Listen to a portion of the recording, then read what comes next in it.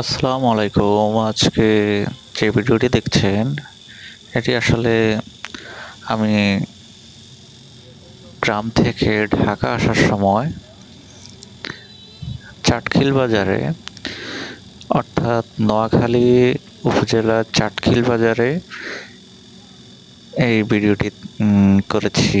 এখানে আসলে মূল হচ্ছে চাটখিল বাজারের মধ্যে যে ফুটপাথে অর্থাৎ দোকানের সামনে রাস্তার উপরে যে ফুটপাতের যে দোকানগুলো বসা আছে, সেই দোকানগুলো উচ্ছেদ অভিযান চলছে ম্যাজিস্ট্রেট কর্তৃক।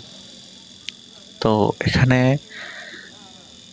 আরও একটি বিষয় আছে যেটি খুবই পরিলক্ষিত হয়েছে।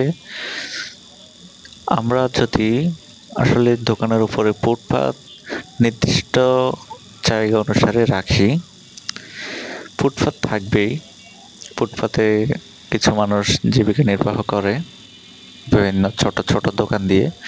তো এই দোকানগুলো যদি নির্দিষ্ট আকারে যদি সরকার করে দেয় বা নির্দিষ্ট জায়গায় দিয়ে দেয়, তাহলে এই রাস্তায় যানজট, জাম এগুলো আর হবে না।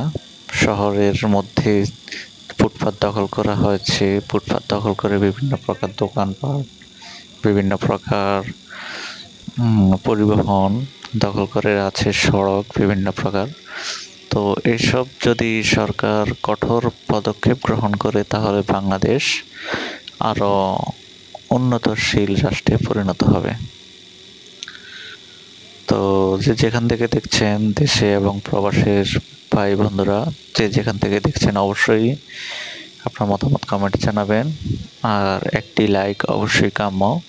আর চ্যানেলে নতুন হয়ে থাকলে সাবস্ক্রাইব করবেন। আজ এ পর্যন্তই, দেখা হবে অন্য কোনো নতুন ভিডিওতে। সেই পর্যন্ত ভালো থাকুন, সুস্থ থাকুন।